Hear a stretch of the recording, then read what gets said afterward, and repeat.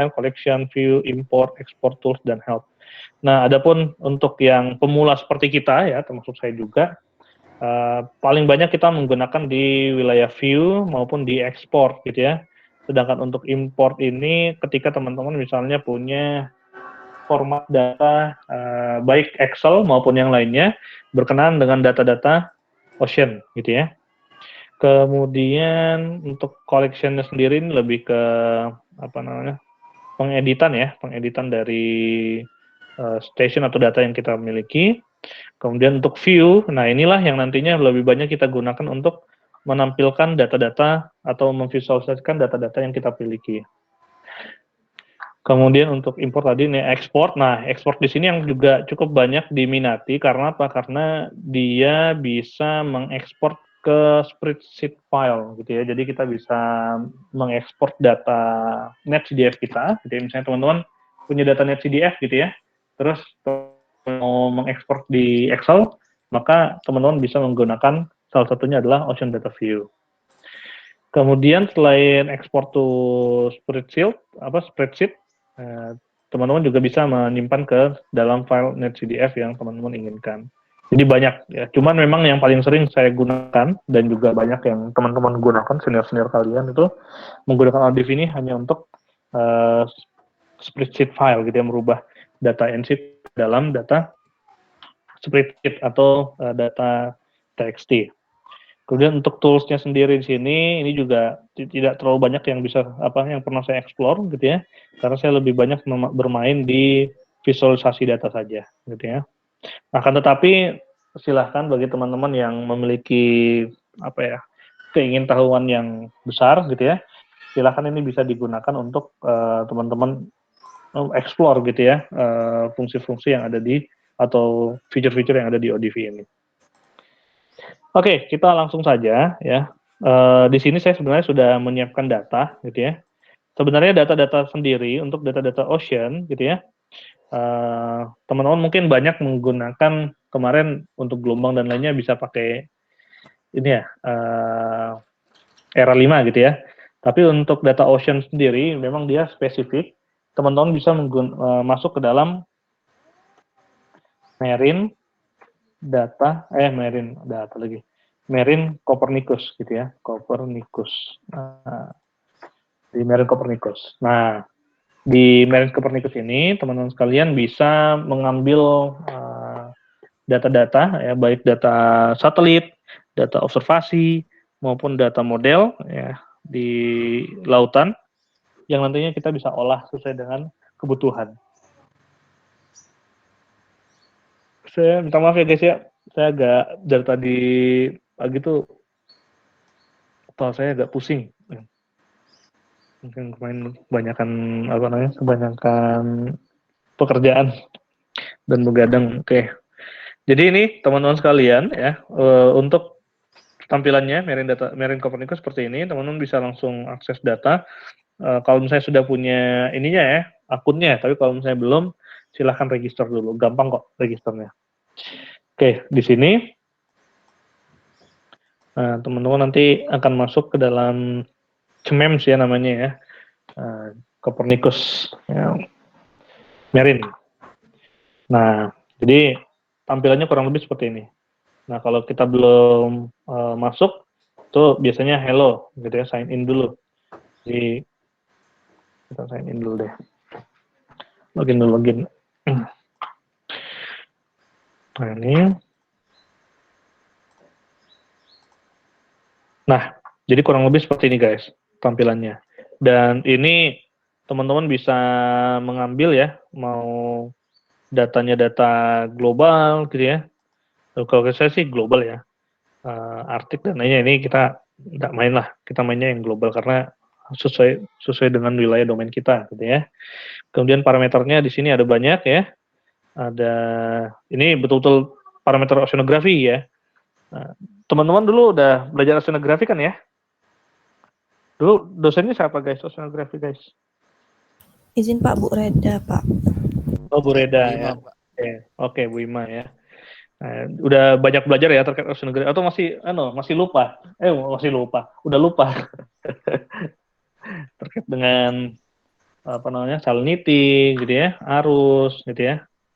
Nah, itu teman-teman juga harus ingat-ingat kembali. Nah, mungkin nanti teman-teman waktu belajar oceanografi membayangkan gitu ya bagaimana dinamika oceanografi di wilayah kita ataupun di wilayah yang lain. Kemudian bagaimana visualisasinya dari data-data yang ada gitu ya. Dulu sempat belajar ini nggak? Diajarin terkait dengan memvisualisasikan data nggak? Atau terkait dengan data oceanografi? Jadi, atau kemarin pure teori aja sama Bu Imareda?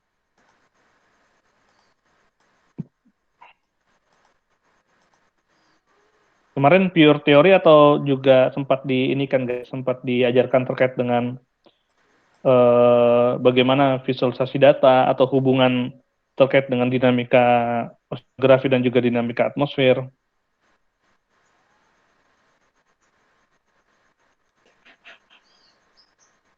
Izin Pak, pure Izin Pak, teori izin aja menjawab. Pak. Kalau seingat saya Ya. siap pure teori, Pak. Oh, full ingat saya. Oke. Oke, jadi berarti memang ini ya full teori ya. Nah, nggak apa-apa. Paling tidak kan teman-teman sudah punya teorinya gitu ya. Nanti kita akan lebih explore lagi terkait dengan prakteknya itu di maritim ya, di pelajaran metodologi maritim. Insya Allah semester depan kita akan ketemu lagi gitu ya. Mudah-mudahan panjang umur dan keadaan sehat semuanya. Jadi kita akan banyak mengeksplor nanti terkait dengan data-data ocean ya, khususnya data-data gelombang, ya angin, arus gitu ya, suhu. Itu nanti di metode maritim untuk nantinya dijadikan sebagai bahan misalnya analisa atau perakiraan gitu ya. Nah, di sini saya hanya sebatas ini saja gitu ya terkait dengan pengenalan pengenalan data dan programnya, sehingga nanti ketika kita belajar maritim itu teman-teman tinggal langsung mempraktekannya saja gitu ya, kurang lebih seperti itu. Nah, jadi teman-teman sekalian di sini banyak sekali ya.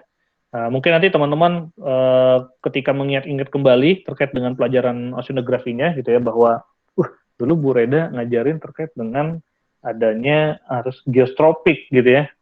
Arus geostropik itu apa sih? Masih ingat nggak arus geostropik?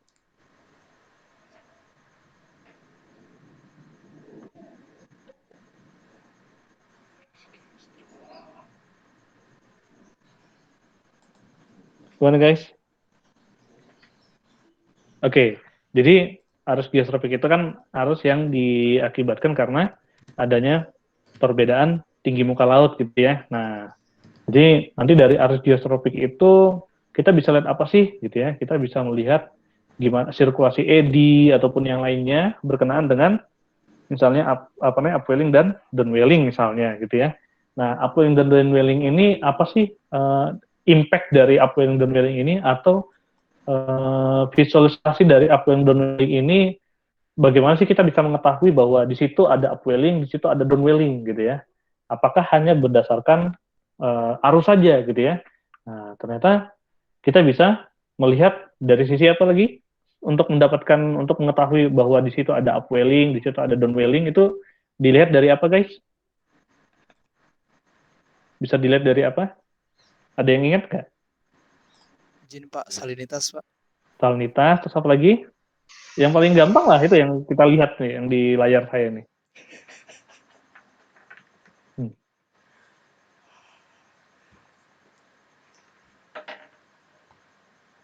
Suhu muka laut ya, suhu muka laut ya, suhu laut ya, suhu muka laut ya, suhu permukaan laut. Dimana kalau secara umum suhu permukaan lautnya dingin, itu indikasinya adalah terjadi upwelling atau downwelling kalau suhu muka lautnya dingin guys. Maafin aja. Hujan ngantuk ya. Upwelling ya. Jadi kalau misalnya downwelling dia suhu lebih hangat ya. Jadi, nah proses dinamika itu ya teman-teman nanti bisa visualisasikan gitu ya. Baik menggunakan ODV, menggunakan graph ataupun yang lainnya. Ya sayang tuh. Iya, maafin aja juga ya. Iya. Maaf ya guys ya. Ini obrolan proses ini. Tunggu, saya izin dulu sebentar.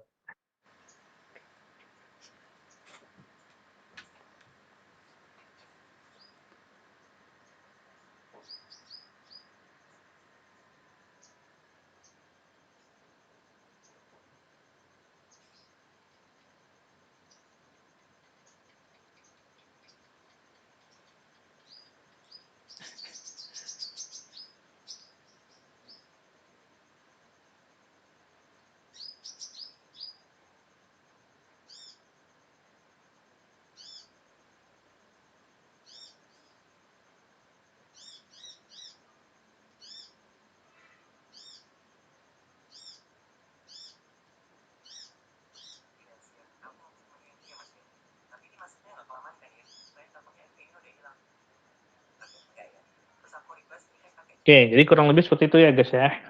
Nah, dari yang dinamika tadi gitu ya, dinamika upwelling, downwelling gitu ya, terus ada perubahan suhu. Nah, itu nanti tentunya kita bisa bandingkan gitu ya, atau hubungkan dengan adanya perubahan dinamika atmosfer gitu ya, kurang lebih seperti itu.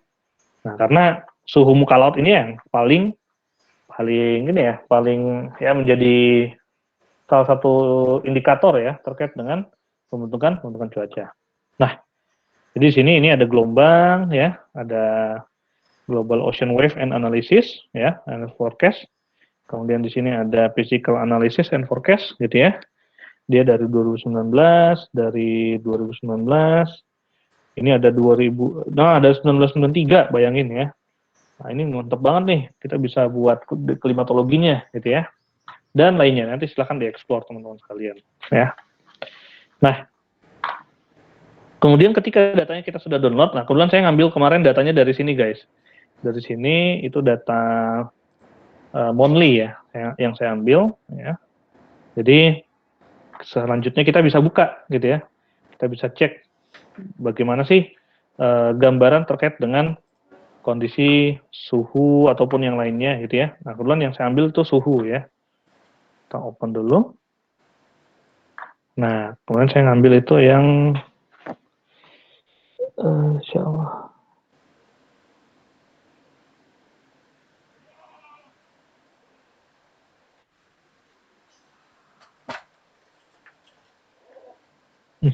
Terus file. Nah, kebetulan saya ambil, saya ulang dulu deh.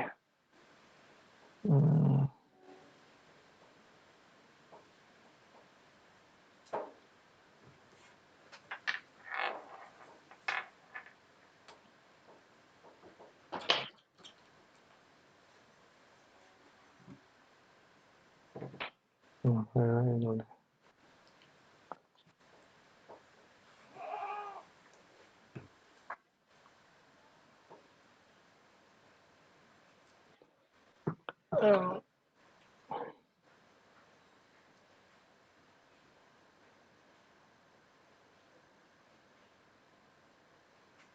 Oh,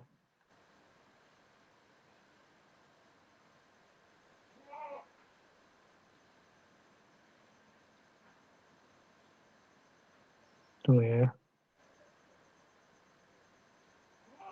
Sini.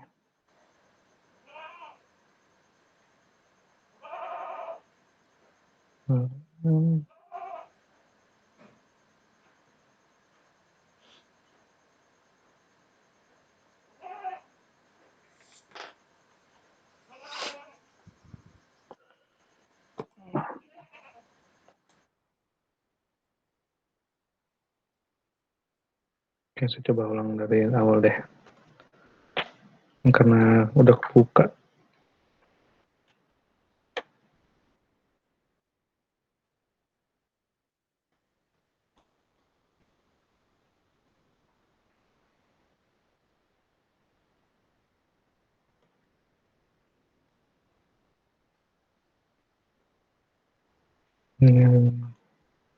Di sini saya hapus dulu aja deh.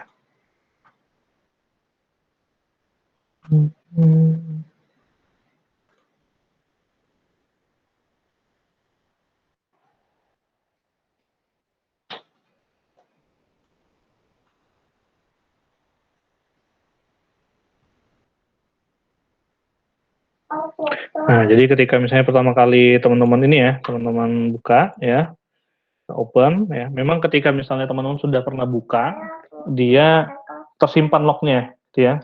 Jadi lognya tersimpan sehingga ketika kita buka lagi itu dia langsung secara otomatis membuka file yang sudah pernah kita buka sebelumnya, gitu ya. Nah, ini kita coba data suhu. Saya ambil data suhu seperti ini. Nah, saya ambil kedalamannya itu di sampai 50 ya, 50 kedalaman. Kemudian time-nya 5 bulan terakhir. Kemudian latitude longitude-nya ini saya ambil di wilayah sekitar wilayah Indonesia ya, kurang lebih seperti itu. Kita next. Nah, sebenarnya ini ketika misalnya ini kan variabelnya. Nah, ini adalah variabel di NetCDF kita, gitu ya. Maka secara umum sebenarnya kita harus menyesuaikan latitude dengan latitude, longitude dengan longitude, gitu ya, time dengan seluruh time-nya, gitu ya, sehingga nanti ketika misalnya kita menampilkan datanya, itu sudah sesuai dengan meta variabel yang ada pada peta tersebut, gitu ya. Nah, kita next saja. Ini, nah ini bisa kita pilih antara apa namanya terkait dengan yang akan kita tampilkan, apakah dia berdasarkan waktu atau berdasarkan kedalaman, gitu ya. Nah, karena kita mau melihat kedalaman, gitu ya, jadi nanti akan yang ditampilkan paling awal itu adalah yang terkait dengan kedalaman. Kemudian kita klik next. Nah, ini adalah wilayah domain kita yang kita pilih ya, wilayah domain Indonesia. Kalau misalnya teman-teman mau mengambil domain yang lebih kecil lagi, teman-teman bisa menyesuaikan di sini. Zoom into map. Misalnya saya load Jawa ya, kita enter, kurang lebih seperti ini, kemudian kita finish. Nah, jadi ini adalah tampilannya, teman-teman sekalian. Sebenarnya di sini teman-teman sudah bisa langsung enter gitu ya, enter at data of the current station to the plot gitu ya. Jadi ketika misalnya teman-teman ingin langsung ngeplot datanya, itu sebenarnya tinggal enter aja gitu ya. Tinggal kita pilih stasiun mana yang kita mau, titik mana yang kita mau ambil. Makanya ODV ini biasanya digunakan untuk melihat profil gitu ya, profil dari stasiun yang kita miliki, ya, baik pengamatan maupun yang lainnya. Jadi sebenarnya kalau misalnya teman-teman punya data pengamatan gitu ya, bisa dimasukkan ke dalam Excel, kemudian bisa dimasukkan ke dalam ODV dalam apa untuk divisualisasikan gitu ya. Nah, karena kita menggunakan model, maka dia secara umum sudah tergrid seperti ini gitu ya. Nah, jadi teman-teman bisa ambil datanya. Nah, misalnya titik kita sembarang ya, titik kita di selatan Jawa misalnya. Ambil titik satu seperti ini, maka terus teman-teman enter gitu ya, ngikutin perintahnya ini enter gitu ya. Maka secara umum dia akan langsung keluar grafik seperti ini gitu ya. Pak, ini kok begini Pak grafiknya Pak? Iya, karena kebetulan yang terbaca di sini adalah variabel lain gitu ya. Nah, kita bisa ambil untuk Y-nya, ini kan variabel Y ya. Maaf, variabel X ya, variabel X-nya yang kita coba. Nah, kita ganti. Ternyata dia variabel X-nya itu yang terbaca adalah bottom T atau suhu dasar permukaan laut gitu ya. Nah, pantesan dia dari atas sampai bawah itu sama. Nah, kita pakai yang suhu potensial gitu ya. Nah, yang pendekatan dengan suhu suhu laut ya, suhu laut real gitu ya, per kedalaman. Kita klik OK, maka kurang lebih seperti ini gitu ya. Nah, karena kedalamannya di sini ya, kedalamannya di sini tuh tidak sampai 1000 meter guys ya, tidak sampai 1000 meter. Nah, maka ketika teman-teman mau mengganti yang lain gitu ya, maka teman-teman bisa ngeklik di yang lain gitu ya. Nah, ini ada 1000 meter dia. Nah, ini kita ganti deh. Kedalaman depth-nya ini kita ganti property, kemudian data, kemudian y-axis. Nah, ini kan 6000 ya. Kita 2000 aja lah. 2000 meter. Oke. Oke. Nah, kurang lebih seperti ini guys ya. Nah, ketika kita enter, maka dia secara umum akan merekam atau apa namanya, secara umum dia langsung ngeplot gitu ya. Jadi ketika kita ngeplot yang lain, maka dia tetap. Jadi kita bisa tahu bahwa oh ini adalah di titik station 1 gitu ya. Nah, terus kita lanjut untuk ngeplot di session-session berikutnya gitu ya. Nah, berarti ini kayaknya kedalamannya nggak sampai 1000 ya guys ya. Nggak sampai 2000, nggak sampai 2000 gitu ya. Tahu. Nah, ini kedalaman ini ya. Kita bisa ganti juga misalnya nilai X-nya apa ya. Nah, kita bisa sesuaikan gitu ya. Mau bottom, mau saya tahu ya, kalau bottom kan tadi itu ya. Nah, karena ini dia latitude degree ya, latitude degree. Ya, jadi kurang lebih seperti ini aja, gitu ya. Suhunya sama, suhu kedalaman itu semua sama ya. Nah, Jadi teman-teman sekalian, ini salah satu contoh ketika misalnya pertama kali kita buka ODV gitu ya, ketika kita memiliki data profil kedalaman gitu ya. Kalau misalnya datanya dia hanya data SST, maka ya dia langsung kita bisa tampilkan SST-nya. Nah, untuk menampilkan supaya dia besar ini ya, merubah tampilan-tampilan yang ada di sini, kita bisa klik view, kemudian kita layout template gitu ya. Nah, disinilah kita nanti bermain untuk bagaimana memvisualisasikan data-data yang kita punya gitu ya. Nah, sebenarnya di Google teman-teman sekalian ada beberapa ini ya di site Google sini. Nah, terkait dengan ODV di sini ya, itu dijelaskan ya untuk station plot, scatter plot kayak gimana, kemudian section plot gitu ya, dan lainnya. Nah, ini di apa namanya, site Google itu ada. Kalian ini aja ODV gitu ya, ODV tutorial gitu ya. Nah, nanti itu akan muncul seperti ini dan lumayan mudah gitu ya. Teman-teman bisa bisa apa namanya, bisa mencoba menyesuaikan. Nah, kita lanjut ya. Nah, jadi ketika misalnya teman-teman mau melihat ini lebih ini ya, yang secara ini, maka teman-teman bisa menggunakan full screen map. Nah, jadi maka yang kelihatan adalah data ya, grid yang kita miliki ya. Dan ini cukup banyak digunakan oleh teman-teman untuk apa ya?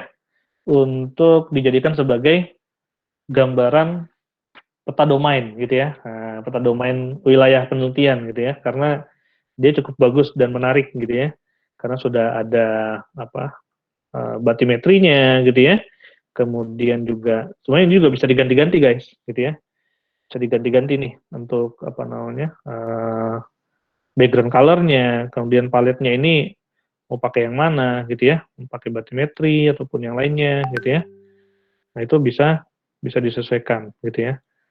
Nah, misalnya gambaran ininya ya, ini menggunakan batimetri,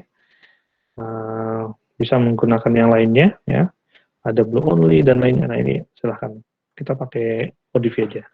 Untuk background color-nya bisa disesuaikan juga. Nah, kemudian selanjutnya di sini pun juga kita bisa membuat section gitu ya, atau membuat manage picklets gitu ya. Jadi ketika misalnya teman-teman punya apa ya, punya stasiun yang tetap gitu ya, yang teman-teman jadikan sebagai acuan dalam penelitian misalnya, misalnya saya stasiun datanya di lintang segini-segini gitu ya, maka teman-teman bisa nyimpan gitu ya. Manage picklets at current station to picklet, nah itu teman-teman tinggal nambahin gitu ya, tinggal nambahin nanti dia akan secara otomatis tersimpan gitu ya, tersimpan nanti kita bisa bisa apa namanya, bisa save gitu ya, bisa save. Nah, jadi ketika misalnya ini kita enter gitu ya, dia tersimpan. Nah, ini ada 2 data gitu ya. Nah, untuk meng-clear-kan, clear pick list kita hilangkan. Nah, itu untuk station gitu ya. Kenapa? Untuk memudahkan nanti ketika misalnya kita mengeluarkan datanya atau menampilkan datanya, dia secara otomatis dia langsung akan mengeluarkan data yang ada di titik-titik yang kita jadikan sebagai station gitu ya. Nah, kenapa begitu, Pak? Ya karena ODIF ini kan bisa dijadikan sebagai visualisasi data-data pengamatan. Misalnya teman-teman survei nih, survei ya, survei suhu kedalaman gitu ya. Atau misalnya teman-teman mengambil datanya itu dari mana ya? Dari tadi, Pak. Bukan, dari mana? Boy gitu ya, dari Muring Boy gitu ya, dari Muring Boy misalnya. Nah, Muring Boy itu kan dia titik ya, dia titik gitu. Nah, sehingga teman-teman bisa mengambil dari Muring Boy tersebut data-data yang teman-teman perlukan. Nah, untuk memvisualisasikannya, nah bisa menggunakan ODV gitu ya. Makanya dia bisa kita atur pick list gitu ya, di mana kita mau station data yang kita akan olah. Kemudian selanjutnya, di sini juga kita bisa membuat section. Nah, section di sini teman-teman sekalian, ini yang paling banyak digunakan oleh rekan-rekan gitu ya.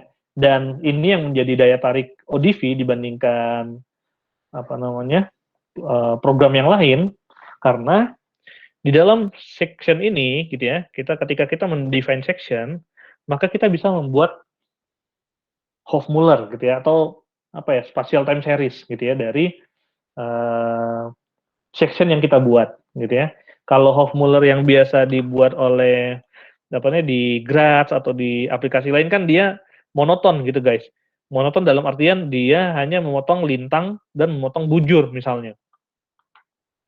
Dan itu kotak gitu ya. Jadi motong lintang maupun motong bujur. Nah, sedangkan di sini di ODV ini kita bisa membuat section gitu ya, define section seperti ini, dan ini itu bisa kita jadikan sebagai acuan dalam pembuatan spatial time series, sehingga kita bisa mengetahui bagaimana perubahan secara temporal di wilayah yang kita section ini, gitu ya, yang kita buat ini. Nah, mantap banget nih, sehingga kita bisa mengetahui misalnya perubahan suhunya dari waktu ke waktu gitu ya, perubahan apa salinitasnya misalnya, atau perubahan arusnya, atau perubahan yang lainnya, tergantung dari parameter yang kita masukkan, gitu ya. Nah, jadi ini bisa kita perbesar sectionnya, nah bisa kita perkecil, gitu ya. Nah, misalnya coba, ya, coba gitu ya, misalnya kita pakai yang longitude aja, karena dia lebih ke longitude ya. Kemudian kalau misalnya teman-teman mau nyimpan, maka teman-teman bisa, oke, nanti bisa di save gitu ya, save section as gitu ya. Nah, kurang lebih seperti ini kita sudah dapatkan gitu ya, section seperti ini. Nah, selanjutnya dari section yang ada, kita bisa buat tampilannya ya. Yang ini tadi station ya, station yang tadi. Nah, sekarang kita coba bisa scatter, bisa section. Nah, kita yang kita mau coba section gitu ya. Nah, kurang lebih seperti ini guys, gitu ya. Nah, ini kita bisa sesuaikan. Misalnya dia depth. Di sini kita misalnya per apa gitu ya. Y-nya ya. Y-nya apa misalnya. Y-nya mau longitude kita gitu ya. Mau longitude kita juga bisa gitu ya. Jadi yang terlihat itu yang yang ada di dalam section yang kita punya. Nah, ini. Nah, kenapa begini Pak? Ya karena memang secara umum dia di sininya kan ini ya, Y-nya ya tadi yang kita salah ya. Y-nya seharusnya kedalaman tadi, maaf. X-nya ya, maaf, X-nya. Gitu ya. Nah, jadi ketika kita X-nya ini adalah defense section gitu ya, di section longitude kita, maka yang tertampil di sini itu adalah yang bagian ini guys, gitu ya. Nah, bagian di dalam section ini, gitu ya. Nah, apa? Iya, boleh. Oke, jadi kurang lebih seperti itu. Nah, kemudian selanjutnya untuk Z-nya, nah kita bisa masukin T-tau. Nah, ini kan kenapa warnanya jadi kayak gini, karena dia tadi yang bottom ya. Bottom itu kan secara umum sama ya. Nah, jadi kita bisa tahu nih. Nah, ini kalau misalnya kita rubah ya, kita rubah ininya. Property, depth-nya, reference range-nya. Nah, kurang lebih seperti ini guys, gitu ya. Nah, ini batimetrinya guys, gitu ya. Ini adalah batimetrinya. Batimetri dari kedalaman di atau permukaan laut di pesisir selatan Jawa, gitu ya. Nah, ini dia kurang lebih sampai ada 2000 ya. Nah, kita ganti aja deh. Property, depth-nya, nah, 2500.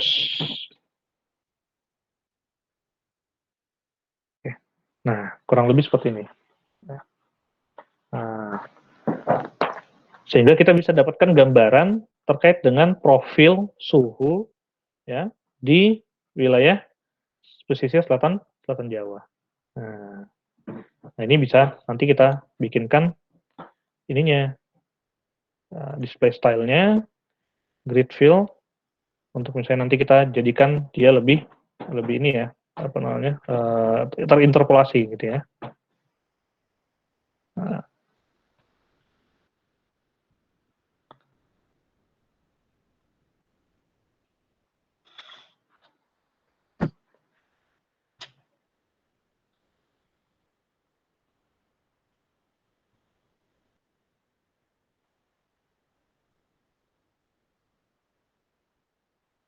nah interpolasinya kayaknya terlalu ini deh, terlalu lebay ya, terlalu lebay nih interpolasinya. Tapi nggak apa-apa lah ya, karena jadinya untuk apa namanya, batimetrinya kelihatannya jadi cuma di sini aja nih, ya, yang apa namanya, kedalamannya nggak apa namanya, tidak yang agak dangkal gitu ya. Tapi ini juga sudah 1.500 gitu ya. Nah, ini nanti bisa diatur teman-teman sekalian ya. Jadi terkait dengan tadi ya, batimetrinya tadi itu bisa disesuaikan. Nah, jadi gambarannya adalah seperti ini guys, bahwa dilihat dari suhunya gitu ya sepanjang pesisir ini gitu ya. Nah, itu ternyata untuk suhu yang cukup dalam gitu ya, atau apa namanya, suhu yang agak panas gitu ya, itu di wilayah selatan Cilacap ya, 108 sampai ya sekitar 109 sampai 110 ya. 110 Cilacap ya. Nah, ini kenapa? Karena memang dia pertama profil batimetrinya lebih rendah gitu ya dibandingkan di profil batimetri di lainnya gitu ya. Namun ini juga bisa dijadikan indikator bahwa di sini terjadi apa? Bisa terjadi downwelling gitu ya. Nah, terjadi downwelling gitu ya. Karena dia memiliki ketebalan lapisan termoklin yang lebih dalam gitu ya. Nah, lebih tebal. Di termoklin itu kan dia perubahan suhu terhadap kedalaman gitu ya. Nah, ketika misalnya di titik tertentu suhu sudah tidak berubah gitu ya, maka itu adalah batas dari termoklin gitu ya. Nah, perubahan termoklin ini juga tentunya akan berimplikasi kepada upwelling dan downwelling ya. Jadi kita bisa lihat seperti ini profilnya. Itu cara bacanya ya. Makanya ketika nanti teman-teman memvisualisasikan data gitu ya, terkait dengan data oceanografi misalnya, maka teman-teman harus mempunyai paling tidak kan sudah punya basic pengetahuan oceanografi ya. Makanya nanti teman-teman banyak mengulang lagi terkait dengan teori oceanografinya gitu ya, sehingga paling tidak teman-teman bisa membaca gitu ya, atau bisa mengetahui atau menganalisa dinamika oceanografi di wilayah di sekitar kalian gitu ya. Nah, kemudian selanjutnya ya teman-teman sekalian, nah ini kurang lebih seperti ini guys, gambaran terkait dengan misalnya kita punya section seperti ini. Nah, tapi kalian juga bisa mengatur misalnya saya pengen melihat atau melihat perubahan di satu titik gitu ya terhadap waktu gitu ya. Nah, ini kan bisa kita ganti-ganti ya. X-nya ini kita bisa ganti menjadi misalnya ke dalam apa namanya? Waktu ya, time gitu ya. Nah, nanti tinggal Z-nya itu dia secara umum merata-ratakan semua di sini ya.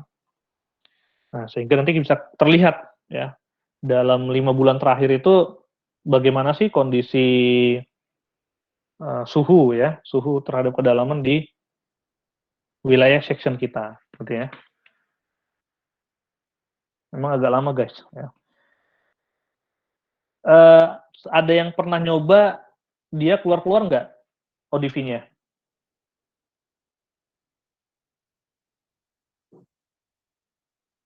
Heeh, sempat terclose sendiri ya? Oke. RAM-mu berapa giga guys? Maaf, mohon maaf. 8 ya? 8 giga ya? Kalau udah gede ya? Ya jadi memang ODV ini, nah ini kayak saya ini not responding. Jadi ODV ini kekurangannya yang selama ini saya pernah pakai, itu kadang dia close sendiri gitu ya. Nah, itu memang kalau sempat baca-baca forumnya itu, dia memang ada bug-nya gitu ya, ada bug-nya. Bug-nya itu sering close sendiri, force close gitu ya.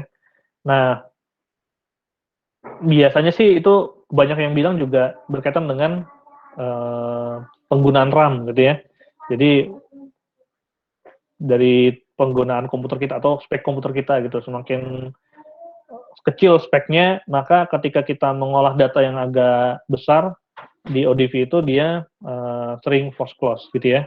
Jadi sering keluar apa namanya mendadak gitu ya. Tapi ya pelan-pelan aja nanti kayak saya ini responding nih dia responding mau nggak mau ya kita close ya. Nah jadi kurang lebih seperti itu makanya dalam penggunaan ODV ini sering-sering nyimpan guys gitu ya, sering-sering nyimpan. Misalnya kayak gini nih define sectionnya ya, define sectionnya kalau misalnya kalian sudah pakemkan ini maka disimpan gitu ya. Misalnya session listnya sudah pakem tuh kalian simpan gitu ya. Kenapa? Supaya kalau ada force close seperti ini, ketika misalnya teman-teman mau buka lagi gitu ya, misalnya melanjutkan gitu ya, itu tidak ulang dari awal lagi guys. Ya. Bisa dipahami ya, makanya karena dia punya sistem data logger gitu ya. Jadi dia ketika kita bikin ini, maka secara umum dia memiliki folder gitu ya. Jadi di data MC-nya itu ada di directory data MC kita nanti akan muncul folder seperti ini guys, data suhu data gitu ya. Nah ini adalah logger gitu ya, data logger dari data-data yang kita olah di ODV tersebut gitu ya. Nah ini kita close dulu ya, saya maaf. Saya close dulu.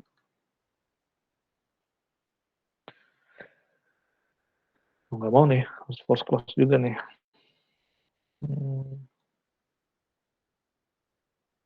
Padahal memorinya masih lumayan. Nggak besar-besar amat sebenarnya. Malah yang besar nih Chrome. Itu segiga sendiri. Oke. Oke deh, sekarang gini aja. Kita sambil sama-sama ini, saya coba share deh datanya deh. Mana ya tadi? Lupa saya.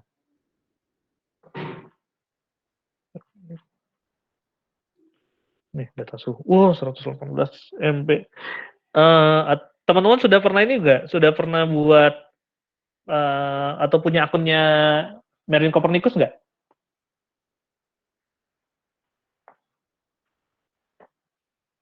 Izin Pak, saya baru coba buat tadi Pak, tapi saya belum baru coba paham buat download datanya Pak. Oh, download datanya, oke.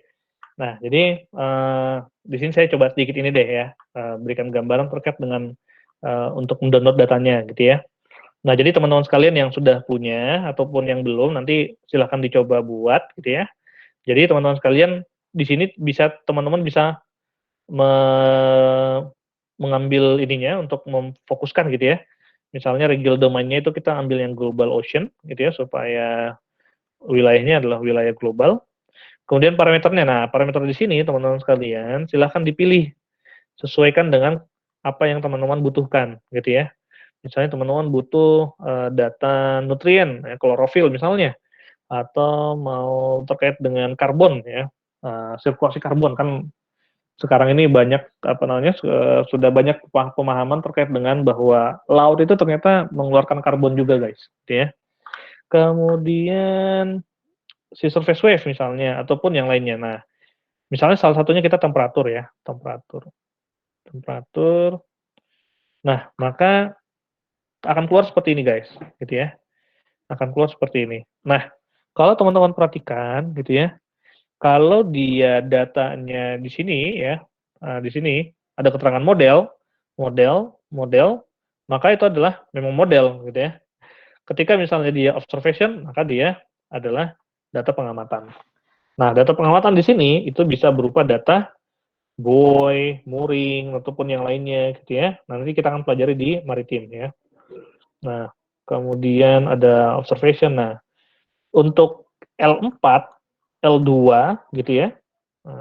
Ada L2 mana ya tadi? L2 gitu ya. Itu data level dari dari pengolahan datanya gitu ya. kita tahu sendiri bahwa dalam pengolahan data pengamatan, baik satelit maupun pengamatan lainnya itu ada 4 level gitu ya. Nah, dari level 1, 2, 3, 4. Di mana level 3 dan 4 itu adalah sudah level finalisasi, dalam artian dia sudah bukan data mentah lagi, tetapi sudah data olahan, karena sudah ada interpolasi. Sedangkan data L2, L1 itu adalah data mentah, betul-betul dia data dari hasil pengamatan maupun data hasil satelit gitu ya misalnya. Nah, yang paling gampang adalah misalnya kita ambil contoh di sini, ini yang paling gampang nih, Global Analysis Forecast, ataupun yang teman-teman misalnya tertarik mengolah data maritim yang cukup jauh gitu ya, atau data ocean yang jauh, untuk melihat data klimatnya misalnya, ambil yang from 1993 gitu ya. Nah, kita ambil di sini aja dulu. Ini kita add to chart gitu ya. Add to chart. Nah, ini kita masuk ya. Download produk gitu ya. Nah, di download produk ini nanti akan ada gambaran seperti ini, guys. Nah, teman-teman mau pilih yang mana? Mau pilih yang hourly, monthly, ataupun yang lainnya gitu ya. Ataupun yang lainnya ya. Ini data forecast dan analisis. Nah, saya ambilnya monthly gitu ya, yang paling gampang ya. Nah, monthly, nanti teman-teman tinggal sesuaikan lintang bujur gitu ya, lintang bujurnya, kemudian date-nya gitu ya, start date and end date. Kemudian karena ini ada kedalaman, maka teman-teman bisa milih kedalamannya sampai berapa kedalaman gitu ya. Kalau saya sendiri tadi semuanya gitu ya, sampai kedalaman 6.000 gitu ya. Nah, walaupun memang nanti di data yang ada tidak sampai 6.000, kayak tadi kan data batimetrinya aja ya cuma sampai 2.000 gitu ya. Maka datanya memang cuma sampai 2.000. Kemudian untuk variabelnya teman-teman silahkan menyesuaikan gitu ya. Tadi saya ada 2, ada bottom sama tetau. Seharusnya tetau aja karena bottom ini dia memang sea floor potential temperature. Jadi dia suhu di permukaan ya, betul-betul di permukaan laut gitu ya. Makanya dia datanya nilainya sama gitu ya. Kurang lebih seperti itu. Atau teman-teman mau mengambil misalnya arus gitu ya. Ini ada eastward velocity, ada northward velocity gitu ya.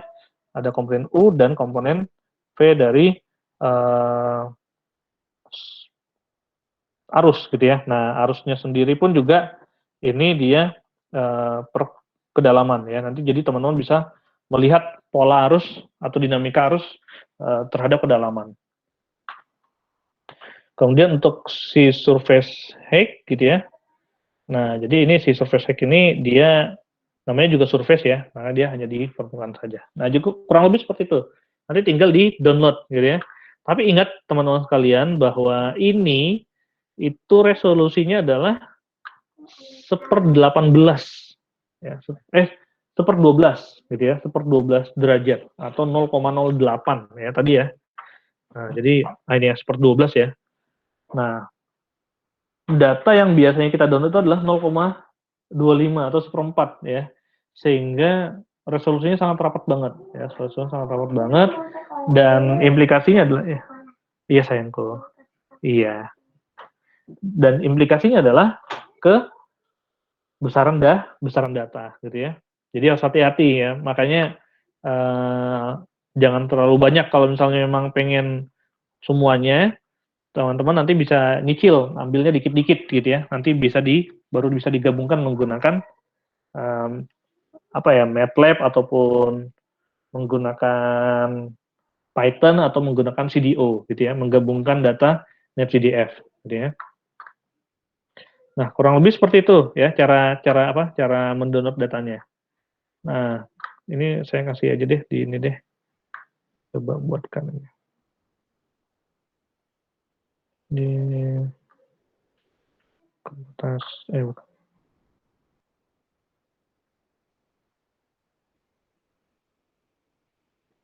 Mana ya? Nah, di sini aja deh. Ada 2 nih ya. Ada data vertical velocity sama data suhu ya. Nah, karena kita pengen coba melihat kan tadi kan data kedalaman ya. Nah, bagaimana ketika misalnya kita mencoba untuk melihat data atmosfer ke atas, gitu ya. Nah, apakah ODV juga bisa, gitu ya? Nah, maka di sini saya mengambil contohnya ada data vertical velocity, gitu ya. Nah, kalau vertical velocity kan dia berarti kan data ke atas ya, data data apa namanya, data kecepatan ke atas, gitu ya, data kecepatan vertikal. Kira-kira implikasi dari kita mengolah data vertical velocity itu untuk apa sih, guys? Ada yang tahu nggak? Vertical velocity itu bisa apa namanya untuk memperlihatkan apa gitu? Ketika kita menganalisa vertical velocity.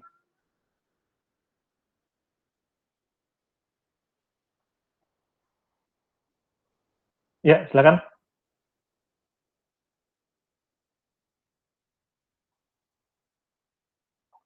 Updraft ya. Oke. Nah,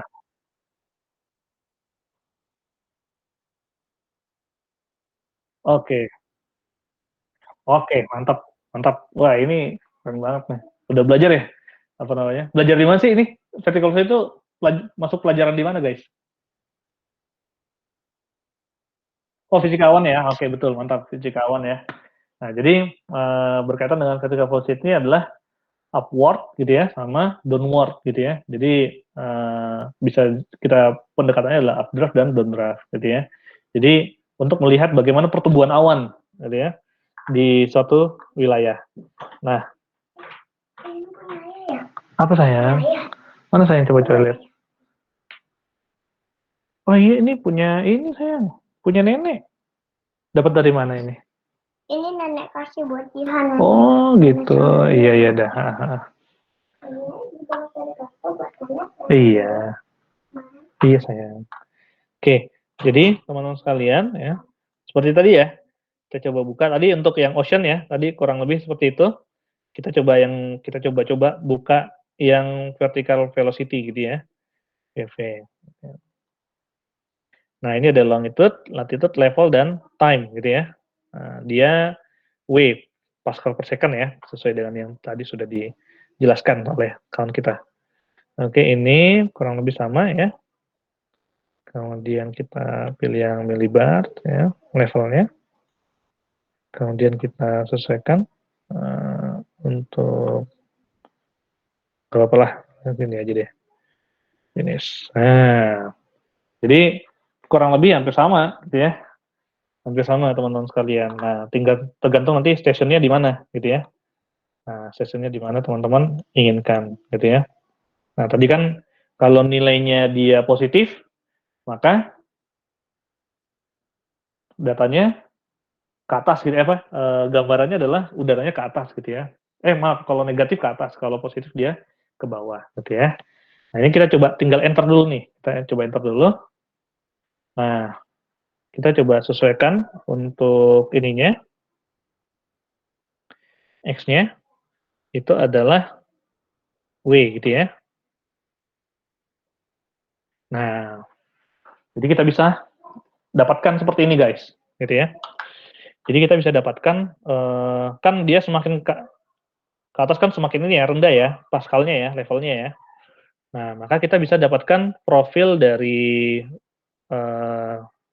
vertical velocity-nya seperti ini. Ya, kita lihat bahwa umumnya ya, itu di titik ini ya, di titik station kita itu terjadi kira-kira apa ini? Kalau dilihat dari sini nih. Umumnya dia turun ya. Nah, atau indikasinya tidak ada awan ya kalau udara turun. Nah, maka nanti teman-teman bisa membuat apa namanya? Mencari misalnya wilayah-wilayah mana sih yang ada awan gitu ya. Nah, tinggal nanti teman-teman coba sesuaikan diambil titiknya gitu ya. Nah, ini wilayah Jakarta ya, membandingkan. Nah, kalau di Jakarta sendiri nih negatif-negatif semua nih ya. Nah, nanti tinggal kita sesuaikan propertinya, data untuk x-axisnya itu misalnya dia min berapa sih gitu ya. Min 2 misalnya. Ya. Jangan min 1, anggaplah. Ini maksimumnya 1, gitu ya. Oke, maka kurang lebih seperti ini guys. Kita bisa lihat bagaimana di titik-titik pengamatan yang kita inginkan, gitu ya. Bagaimana vertical velocity di wilayah tersebut. Nah, Pak, apakah defense section yang kayak tadi bisa kita gunakan juga, Pak? Bisa, gitu ya. Jadi itu bisa kita gunakan juga untuk melihat bagaimana perubahan vertical velocity di suatu wilayah, misalnya di seluruh Jawa, gitu ya. Di seluruh Jawa, kita pengen lihat di wilayah mana sih yang secara umum pertumbuhan awannya itu tinggi, gitu ya. Nah, maka kita bisa melihat vertical velocity-nya. Nah, cuman kalau vertical velocity sendiri sih lebih ke arah terkait dengan waktu, gitu ya. Terkait dengan waktu, karena kan berkaitan dengan pertumbuhan awan, gitu ya. Jadi nanti kita bisa sesuaikan ini adalah waktu, ini ketinggian, ini di satu titik, gitu ya, di station, gitu ya. Kemudian di sini adalah nilainya adalah Z. Maka nanti kita bisa sesuaikan di layout template-nya di scatter. Bisa scatter atau di section, gitu ya. Semoga nggak ini ya, kayaknya roman-romannya ini nih. Close-nya iya, close.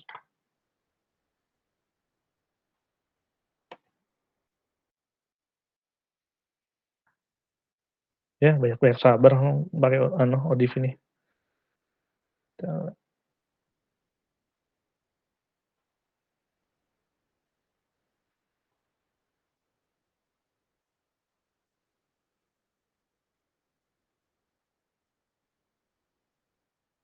Nah, jadi kurang lebih seperti ini guys.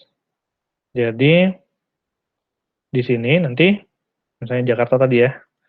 Jakarta kita Y-nya kita ganti misalnya level gitu ya. Nah, kemudian untuk Z-nya kita ganti ke W. Nah, jadi ini terkait dengan gambaran ya, gambaran ini ya, gambaran vertical velocity terhadap waktu gitu ya, terhadap waktu. Jadi antara ini nanti kita bisa sesuaikan gitu ya. Jadi ketinggian. Wah, ini kebalik ini. Divide dulu deh. Source-nya kan dari 1000 ke 0 ya.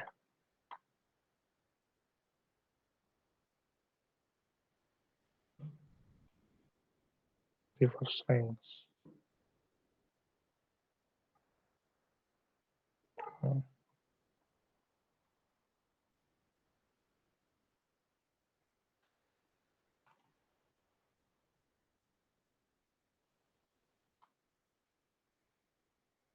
Ah, close lagi nih. Dia kalau misalnya pokoknya 33 aja, nggak keluar-keluar, nggak gerak-gerak. Oh, gerak nih, lumayan. Nah, jadi ini kita mencoba untuk melihat ya perubahan antar apa namanya perubahan vertical velocity ya terhadap waktu gitu ya, terhadap waktu, terhadap ketinggian gitu ya. Nah, di satu titik. Nah, sebenarnya sih di ini juga bisa ya, di graph juga bisa ya. Di graph tuh juga bisa kita buat seperti itu gitu ya. Nah, cuman di sini kita mencoba apakah ODV ini dia hanya sebatas untuk ocean ataupun juga kita bisa gunakan untuk atmosfer gitu ya. Nah, secara umum sih sebenarnya bisa gitu ya, bisa dua-duanya ya. Karena dia ini antara ocean sama atmosfer kan sama-sama fluida gitu ya, sama-sama kurang lebih datanya juga pun sama gitu ya. Kecuali di ODV ini memang tidak bisa membuat vektor. Nah, vektor ini tidak bisa di ODV ya. Di ODV hanya sebatas memperlihatkan gambar apa namanya terkait dengan grafik gitu ya. Kemudian scatter, kemudian visualisasi dua dimensi, dan itu aja gitu ya. Adapun untuk vektor dia tidak bisa menggambarkan vektor di ODV ini. Oh, ini agak lama guys. Oke, ini saya coba share dulu deh. Wah, lambat. Wah, lambat.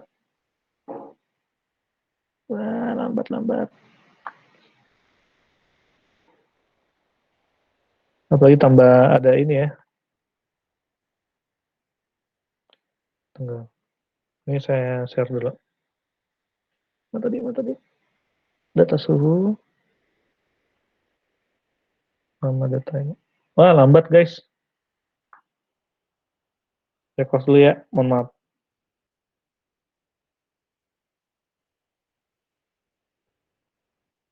Kayaknya harus upgrade nih jadi 16 giga kayaknya nih.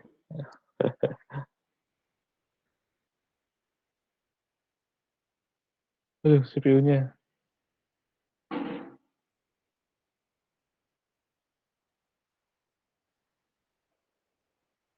Makan CPU dia guys. Oke, ini saya ini dulu deh. Saya share dulu. Nah, mana nih?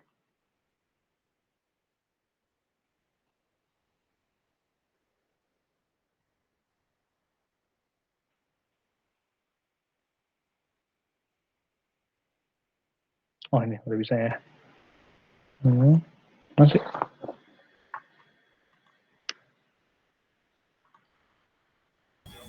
Izin interupsi, Pak. Gimana?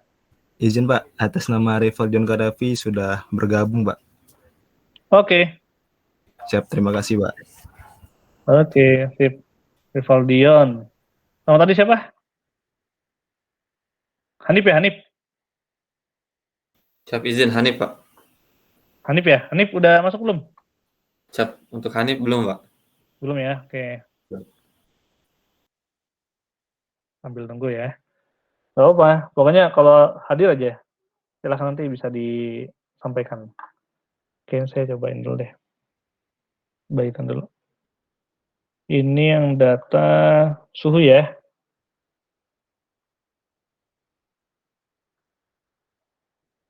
Silahkan dicoba.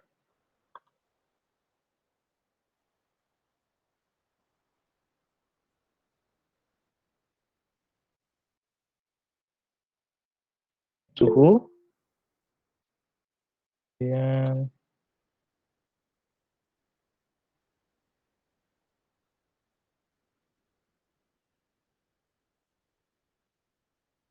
ini yang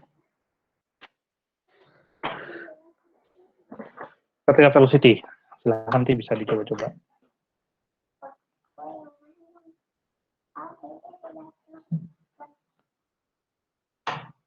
Oke, guys. Saya izin sebentar ya. Mau ke belakang dulu. Kita break dulu deh. Kurang lebih sekitar 10 menit ya. Kita break. Mohon izin dulu.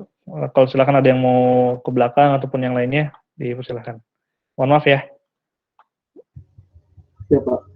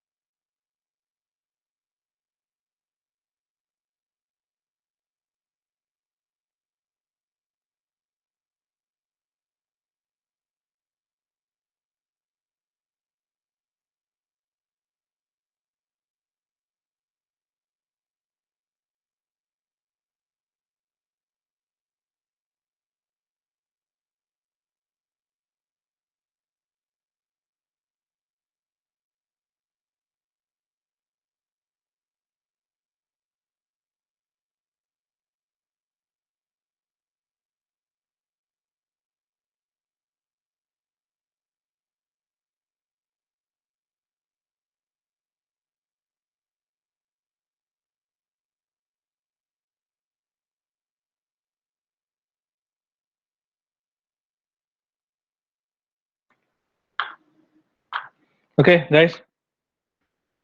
Kita lanjutkan lagi. Atau belum 10 menit ya? Maaf, kalau belum 10 menit.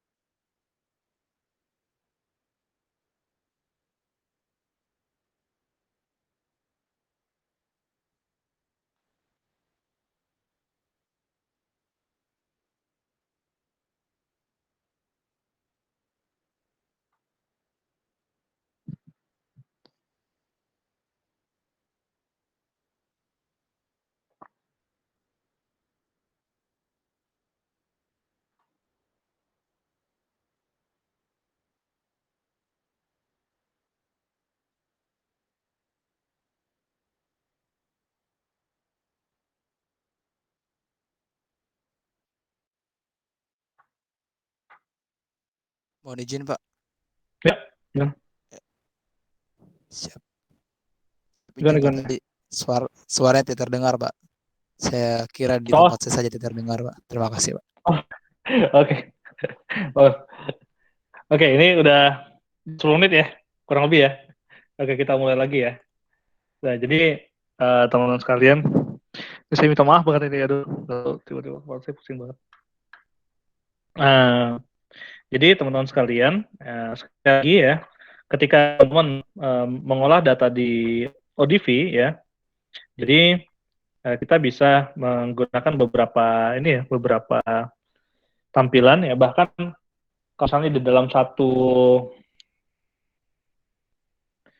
satu data kalian itu ada beberapa parameternya, misalnya tidak hanya suhu, misalnya ada data, misalnya data arus, ada data klorofil misalnya, atau misalnya kita tidak berbicara terkait dengan ocean, misalnya datanya data ketika velocity, misalnya suhu, kemudian misalnya RH, ataupun yang lain, maka teman-teman bisa memperlihatkan gitu ya data tersebut itu lebih dari, misalnya di dalam satu screen ini ya, dalam satu screen ini itu teman-teman bisa menampilkan kurang lebih sampai 6 ya. Bahkan kalau surface ini sampai 11 ya, sampai 11 surface windows gitu ya. Nah, jadi 11 surface di sini ya dia ada 11 guys ya. Misal kalau 5 ya nanti ada 5 surface gitu ya, 5, kalau 3 ya 3 gitu ya, misalnya 3. Nanti ada 3 tampilan gitu ya, tampilan seperti ini gitu ya. Nah, kurang lebih seperti itu. Jadi kalau misalnya teman-teman punya data yang banyak gitu ya, atau data yang beda, terus teman-teman mau menampilkan semua datanya, itu bisa langsung menampilkan seperti ini. Nah, ini di bottom ya, bottom, detail, ini sama detailnya. Cuman memang dia di sini yang diambil adalah yang permukaan ya, depth-nya yang first gitu ya, yang permukaan. Nah, untuk mengganti ke apa namanya,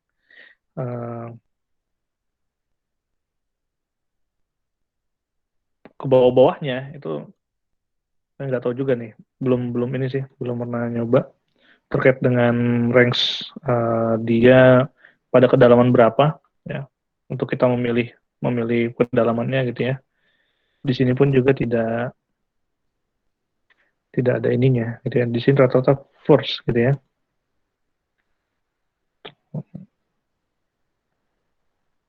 Karena dia surface sih, apa namanya, surface ini ya, surface Windows gitu ya.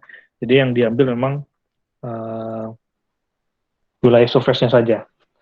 Kemudian untuk yang lainnya ya, misalnya teman-teman mau menggabungkan, maka teman-teman bisa memixkan, ada di sini 5 mix Windows. Misalnya mau menambahkan hanya satu surface dan satu scatter bisa diambil gitu ya. Jadi teman-teman sekalian, gambaran yang ada di Google yang mungkin teman-teman sudah lihat gitu ya terkait dengan ODV ya, ada seperti ini gitu ya. Ada beberapa tampilan-tampilan seperti ini, itu teman-teman bisa buat gitu ya, disesuaikan dengan kebutuhan yang teman-teman perlukan. Jadi kurang lebih seperti itu. Nah, ini sedikit pengenalan terkait dengan ODV ya, khususnya dalam pengolahan data Ocean gitu ya. Jadi teman-teman sekalian bisa nanti disesuaikan ketika misalnya teman-teman mau mengambil atau mau membuat atau memvisualisasikan data-data Ocean ya, misalnya membuat diagram T gitu ya, terkait dengan thermocline ataupun yang lainnya, maka teman-teman bisa menggunakan ODV. Kemudian selanjutnya yang tidak kalah penting yang tadi ya terkait dengan ekspor ya, ketika misalnya teman-teman mau mengeluarkan data XNC ini ke dalam sebuah spreadsheet file, maka teman-teman bisa langsung menyesuaikan saja gitu ya. Nah, jadi misalnya ekspor gitu ya, session ODV spreadsheet file, mau di mana kita simpan misalnya gitu ya. Nah, nanti disesuaikan yang mana teman-teman mau ambil datanya gitu ya. Apakah bottom gitu ya, atau total gitu ya, ataupun yang lainnya gitu ya. Nah, tapi ingat bahwa misalnya kita ambil bottom degree, depth, latitude sama longitude gitu ya. Nah, sama time, jangan lupa. Misalnya gitu ya. Nah, cuman diingat bahwa semakin besar datanya, maka semakin besar juga nanti hasil ekspornya. Karena NC itu kan dia datanya kayak data ini ya, kompres gitu ya. Jadi dia dikompres dalam sebuah file binary ya. Ketika misalnya file binary itu kita keluarkan, kita misalnya jadikan Excel, maka itu akan menjadi sangat besar sekali. Makanya ini juga harus teman-teman harus perhatian gitu ya, memperhatikan terkait dengan kemungkinan besar besaran data yang teman-teman nanti akan hasilkan gitu ya. Nah, saya kayak gini, terus kita coba aja gitu ya. Nah, ini besar banget nih guys.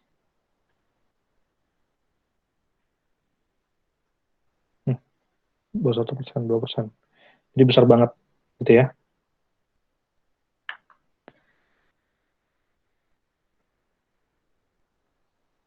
Karena saya mengambil perkedalaman per bulan gitu ya. Dan seluruh longitude latitude-nya gitu ya. Oke, ini saya coba abort aja deh. Skip. Kok nggak mau ya skip abort? Oke. Secara paksa.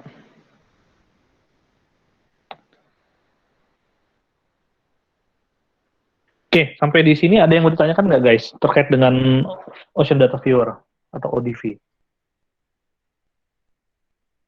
Atau saya terlalu cepat atau bingung? Pak bingung Pak, apa yang mau dibuat Pak? Izin bertanya, Pak. Pak. Ya silakan. Ya silakan. Izin Pak Evan dulu saja, Pak. Monggo, Van. Gimana? Silakan, Siap, Pak. Izin Pak, terkait untuk pemilihan stasiun, apakah itu cuma bisa diklik bagian peta atau bisa input lewat pakai angka gitu nggak, Pak?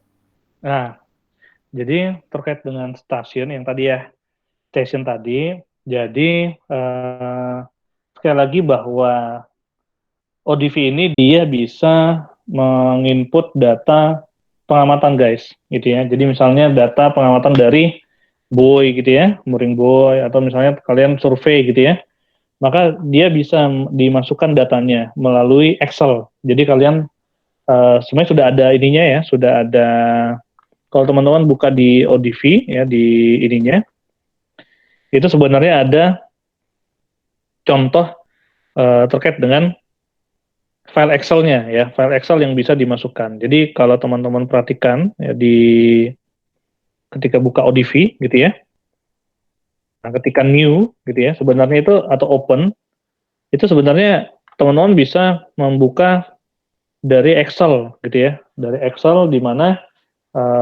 data station yang kalian miliki itu ada di situ gitu ya. Jadi kalau teman-teman perhatikan di sini ya, kita coba share screen dulu.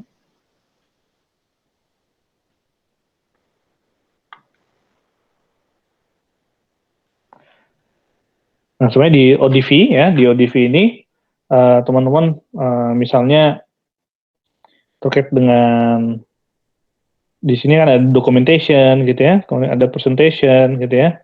Nah, itu di sini dijelaskan terkait dengan hal itu gitu ya. Terkait dengan bagaimana kita misalnya membuat atau memasukkan data station gitu ya. Atau di sini ya, misalnya kita using your own data gitu ya. Nah, di sini juga dijelaskan ya terkait dengan bagaimana template dari data ODV yang bisa nanti kita masukkan gitu ya. Kalau teman-teman masuk lihat di sini ada ODV data import template-nya.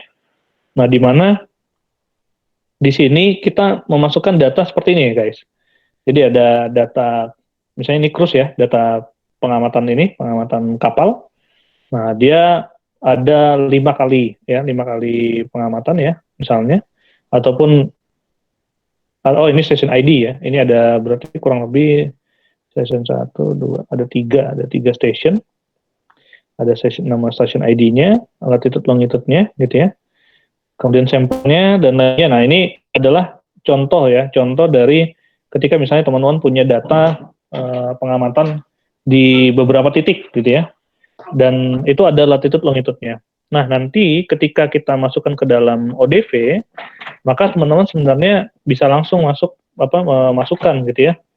Nah, karena di sini ada selain data NetCDF gitu ya, kita juga bisa memasukkan data TXT atau CSV gitu ya. Nah, jadi kurang lebih seperti itu. Sehingga nanti ketika kita masukkan data CSV gitu ya, maka nanti dia akan membuka datanya kurang lebih seperti yang tadi gitu ya. Nah, tinggal nanti kita pilih, kan nanti ada secara otomatis ya, karena sudah tersetting lintang bujurnya ya di dalam station yang kita buat, maka secara otomatis ketika misalnya menampilkan gambarannya itu nanti itu sudah tersetting titik pengamatannya. Kurang lebih sih seperti itu. Itu untuk yang pengamatan ya, ketika misalnya teman-teman punya data sendiri. Sedangkan untuk model gitu ya, untuk data model, jadi itu memang kita default dari data yang kita miliki gitu ya, terkait dengan jumlah hari, jumlah data dan lainnya itu dari data yang kita miliki. Akan tetapi untuk jumlah stasiunnya itu tergantung teman-teman mau membuat titik perbandingannya itu atau titik pengamatan. Misalnya kalian mau membandingkan antara hasil model sama hasil stasiun gitu ya. Nah, tinggal nanti disesuaikan saja bahwa ketika kita buka data suhunya misalnya, data suhu ini. Nah, misalnya data stasiunnya itu ada di mana? Gitu ya, di titik misalnya lintang 100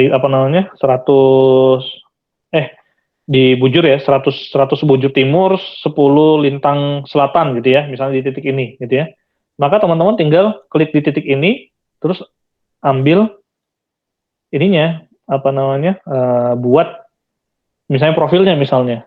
Nah, nanti dari profil itu dibandingkan antara profil model sama profil yang ada di pengamatan. Kurang lebih seperti itu, guys. Untuk untuk penggunaan terkait dengan data station. Bisa dipahami, kan? Siapa? Bisa, Pak. Nah, jadi kurang lebih seperti itu ya. Jadi kalau misalnya mau nambahin data, apakah bisa nambahin data? Ya bisa. Kalau misalnya kita punya data pengamatan sendiri, gitu ya. Caranya ya tadi, gitu ya. Teman-teman bisa memasukkan menggunakan template yang sudah ada. Oke, lanjut tadi siapa lagi? Ulil ya? Siapa izin Pak? Ya, Mungkin Ulil. mohon maaf karena tadi saya masih kurang mengerti Pak. Hmm, Kalau hmm. misalkan kita udah buat gambarnya nih Pak, itu kira-kira ekspornya jadi gambar itu JPG itu gimana ya Pak ya? Oh iya, itu Terima nanti kasih Pak. ya, itu nanti di save guys. Teman-teman bisa apa namanya? Save canvas gitu ya. Canvas itu ininya, semuanya ini. Teman-teman bisa save gitu ya, save canvas.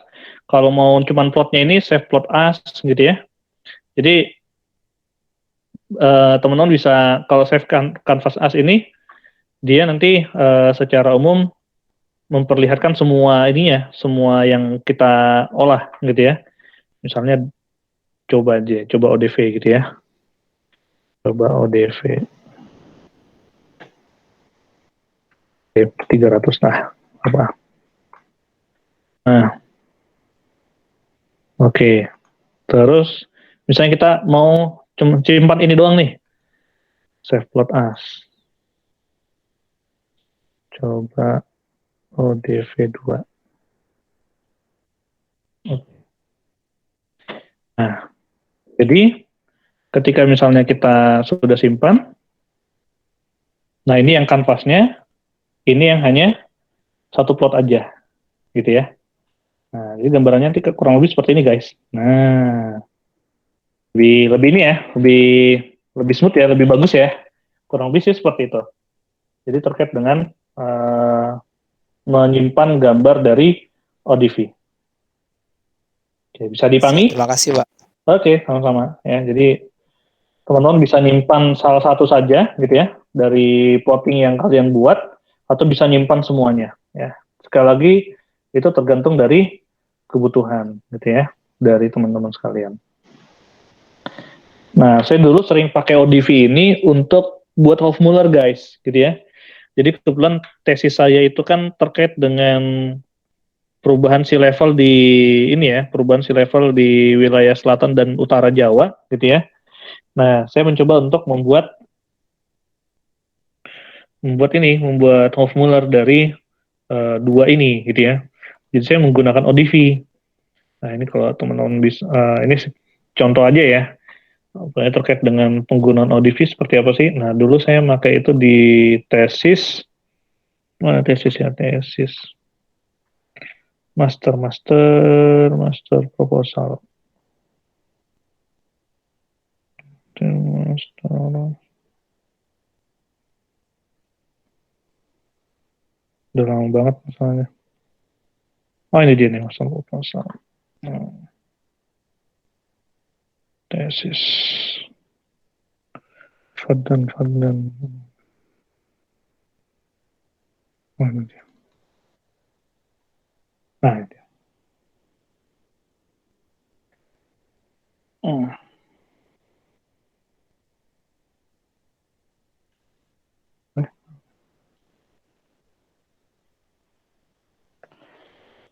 Nah, ini yang dulu saya sempat gunakan ya, ketika misalnya membuat Hofmuller di wilayah selatan dan juga utara Jawa gitu ya. Nah, jadi kemudian saya bandingkan dengan kasus IOD maupun El Nino ya. Nah, jadi kurang lebih seperti itu.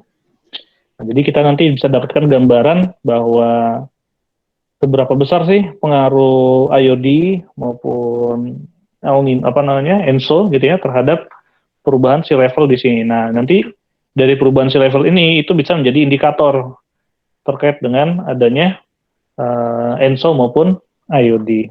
Nah, ini adalah salah satu contoh ketika kita mencoba menghubungkan gitu ya atau melihat interaksi antara atmosfer maupun dengan ocean gitu ya. Walaupun memang ini tidak secara langsung gitu ya berkaitan ya bahwa terjadi penurunan muka laut di wilayah pesisir selatan maupun Jawa, itu mengakibatkan adanya El Nino pun La Nina. Akan tetapi ini lebih dampak ke bagaimana pengaruh El Nino maupun La Nina itu terhadap peningkatan sea level tersebut, gitu ya. Jadi kurang lebih seperti itu. Nah, ini aja sih, hanya gambaran kecil ya terkait dengan bagaimana hubungan antara atmosfer maupun ocean, gitu ya. Nah, jadi ini saya menggunakan ini ya. Nah, ini yang saya pakai ya. Jadi saya section di sepanjang pesisir utara maupun di selatan, gitu ya. Kemudian selanjutnya saya buatkan seperti ini.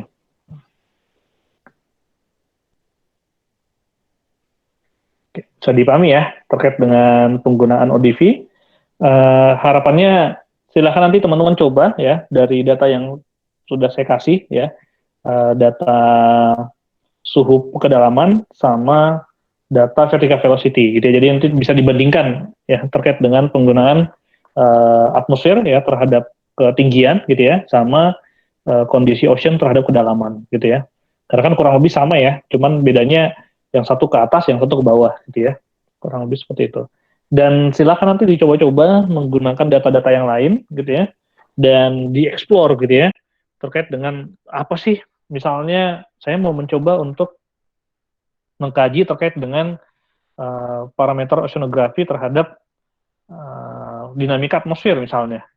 Apa sih yang bisa kita lihat? Nah, salah satunya adalah thermocline guys, gitu ya. Teman-teman bisa nanti melihat bagaimana dampak dari atau indikator thermocline terhadap kejadian ENSO, gitu ya. Atau misalnya berkaitan dengan perubahan arus terhadap kondisi cuaca. Nah, itu banyak banget beberapa paper-paper sudah mengkaji terkait hal itu.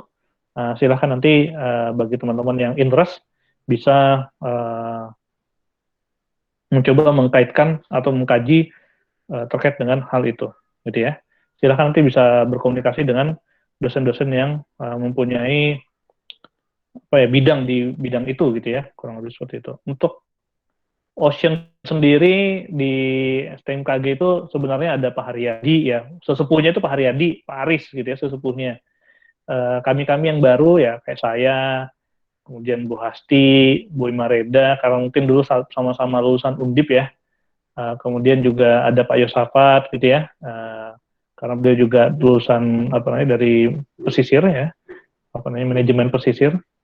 Nah, itu yang cukup interest di bidang ocean gitu ya, makanya kayak Bu Imareda kan ngajar oceanografi gitu ya. Nah, saya karena memang basic saya adalah dari maritim ya, stasiun metode maritim ya, alhamdulillah saya sampai sekarang masih mencoba untuk terus belajar gitu ya, terkait dengan bagaimana dinamika oceanografi terhadap dinamika atmosfer. Oke, mungkin kurang lebih untuk hari ini ya cukup saya sampai untuk penyampaian ODV ya, pengenalan ODV. Silahkan nanti teman-teman bisa dieksplor lebih dalam lagi terkait dengan bagaimana pengolahan data ataupun visualisasi data menggunakan Ocean Data View.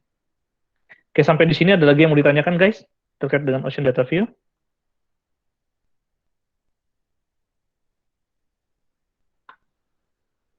Benar? Cukup?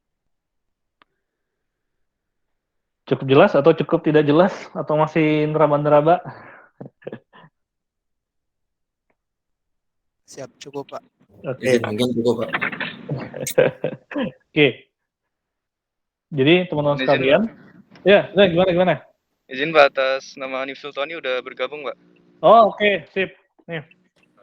Siapa? Habis vaksinnya, habis disuntik ya? Siapa? Nangis enggak? Enggak ya? Kayak jadi ingat dulu. Dulu kalian waktu SD masih ada vaksin-vaksin nggak sih? SD? Ke sekolah gitu? Siap ada Pak. Siap, masih Pak. Masih ya? Ada, Oh, Pak. masih ya? Berarti kita masih sama ya? Gitu. Jadi dulu waktu SD tuh seringkali tuh dokter.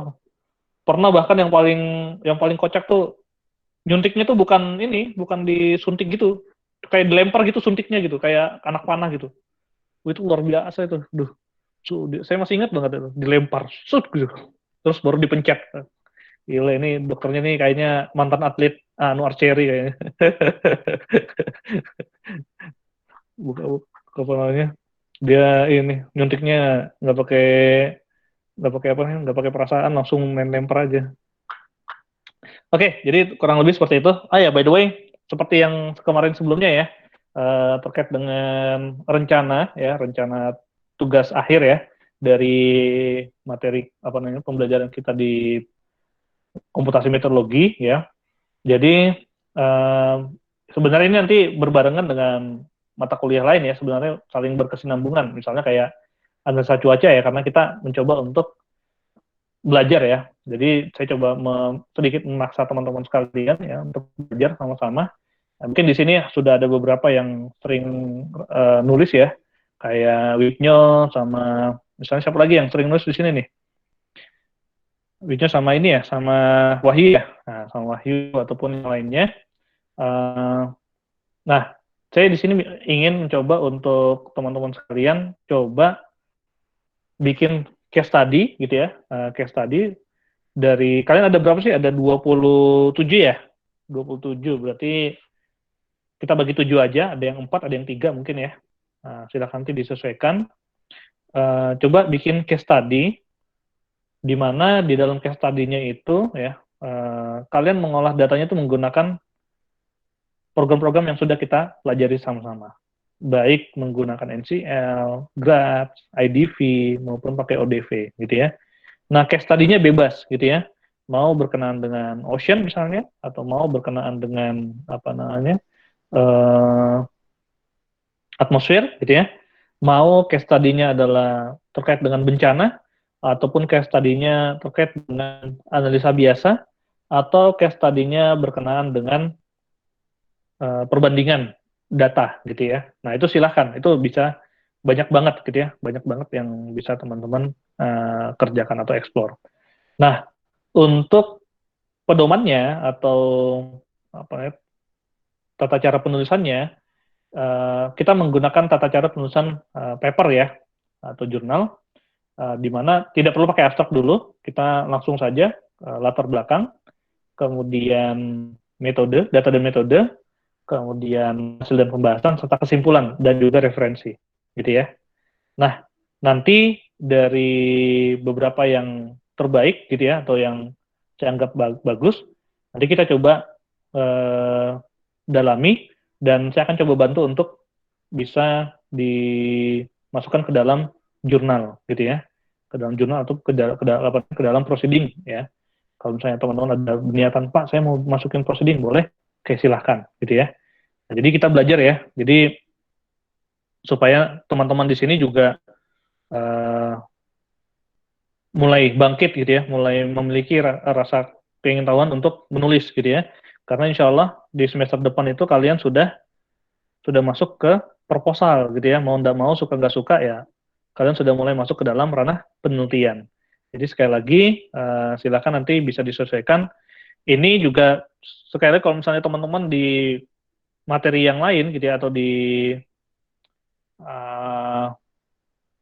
mata kuliah yang lain ada yang seperti ini, itu bisa dikombinasikan sama gitu ya. Jadi supaya kalian juga tidak perlu ini ya double-double. Jadi kita saling ini aja, saling beririsan satu sama lain.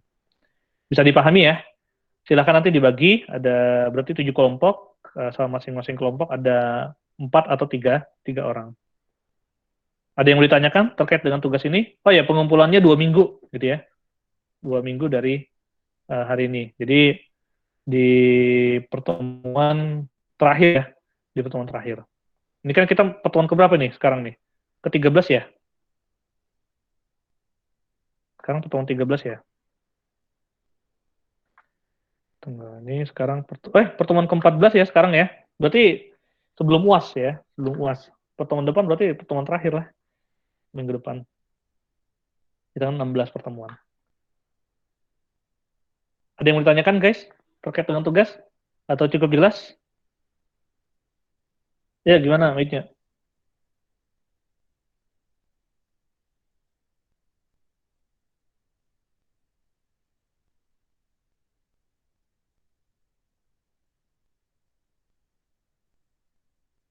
Iya.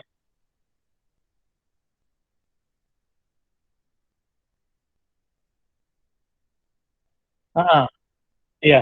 Jadi gini, jadi misalnya di mata kuliah lain kalian ada apa terkait dengan case study juga gitu ya, case study juga. Nah, maka kalian bisa bisa menyesuaikan dengan penggunaan case study yang sama gitu ya, tetapi mungkin kita lebih, karena kan kita terkait dengan program ini ya, apa namanya, komputasi metodologi ya, maka terkait dengan visualisasinya bisa menggunakan program-program yang kita sudah pelajari gitu. Jadi biar kalian juga tidak banyak, atau kalau misalnya kalian mau bikin sendiri juga nggak jadi masalah gitu ya.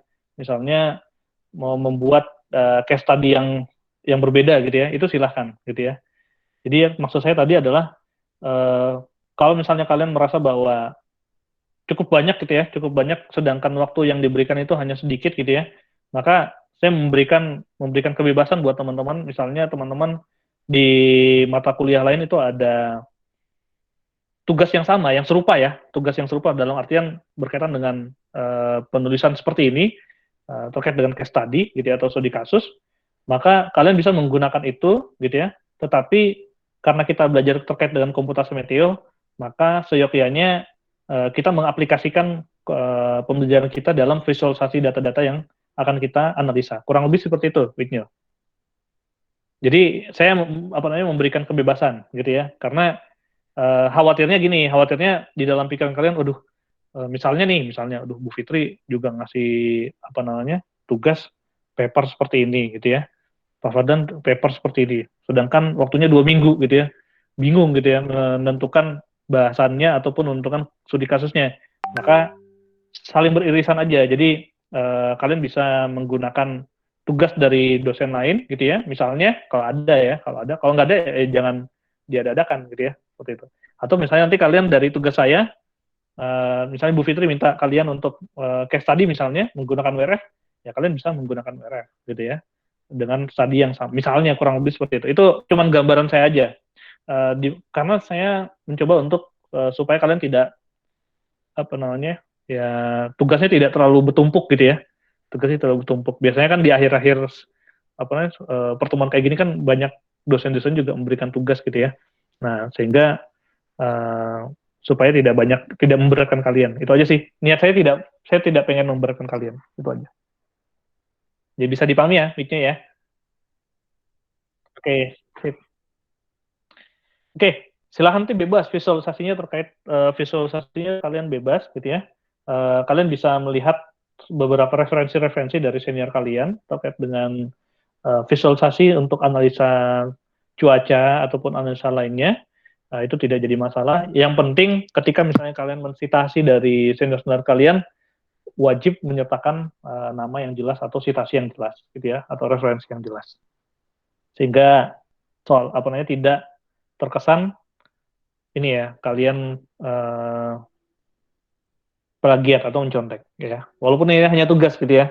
Tetapi kaidah penulisan atau kaidah penelitian juga tetap kalian harus jaga gitu ya. Jangan sampai mumpung apa cuma tugas saya copy aja deh dari punya senior saya gitu ya.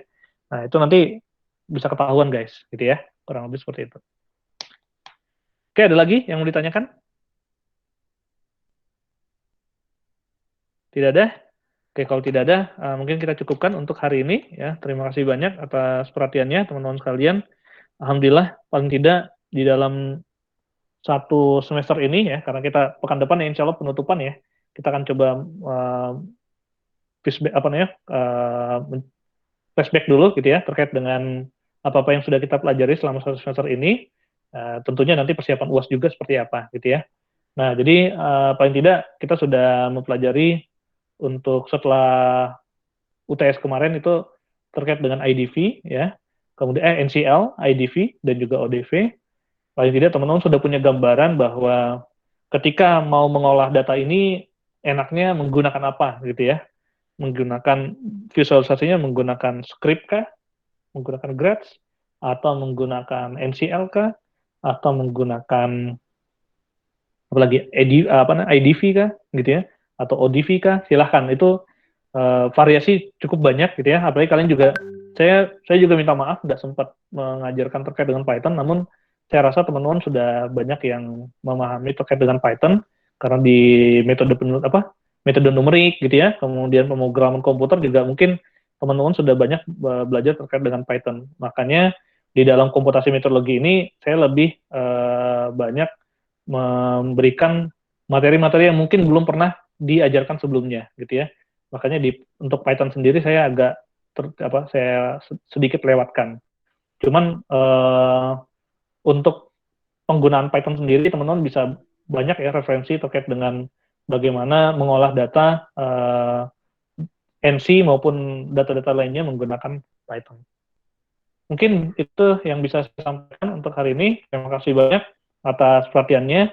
Sekali lagi saya mohon maaf kalau misalnya ada kekurangan ataupun kesalahan dalam penyampaian. Mudah-mudahan apa yang kita pelajari hari ini itu bisa bermanfaat buat teman-teman sekalian. Tentunya ketika nanti teman-teman sudah mulai membayangkan apa yang akan kalian teliti di proposal nanti, mudah-mudahan itu bisa membantu. Oke, dari saya terima kasih banyak. Sebelum kita akhiri, seperti biasa, kita share screen dulu. Share screen dulu. Screenshot, share screen lagi. Share screen mah kuliah lagi kita. Aduh.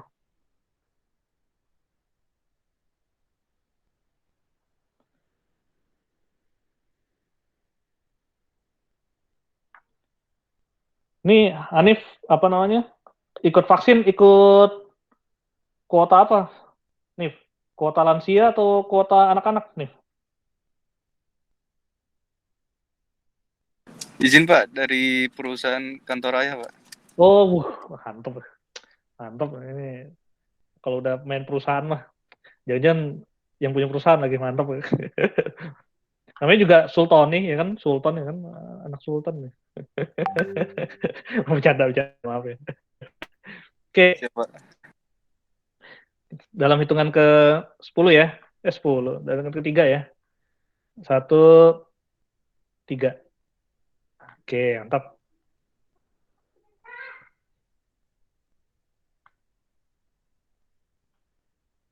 Oke, alhamdulillah. Good. Makasih banyak ya teman-teman sekalian. Sekali lagi semoga teman-teman sehat semuanya, insya Allah. Kita ketemu lagi pekan depan dalam keadaan sehat, tidak kurang satu apapun ya. Tentunya juga semoga kita berdoa ya. Berdoa semoga pandemi ini segera berakhir, teman-teman bisa kembali ke kampus. Tahun depan bukan wisuda online gitu ya. Nah, intinya gitu, banyak-banyak berdoa ya. Oke, terima kasih. Saya akhiri. Assalamualaikum warahmatullahi wabarakatuh. Selamat siang, selamat sore semuanya. Waalaikumsalam warahmatullahi wabarakatuh. Terima kasih banyak, Pak. Ya, terima kasih banyak ya. Terima kasih, Pak. Terima kasih Pak. Terima kasih banyak. Ya, Assalamualaikum. Waalaikumsalam warahmatullahi wabarakatuh.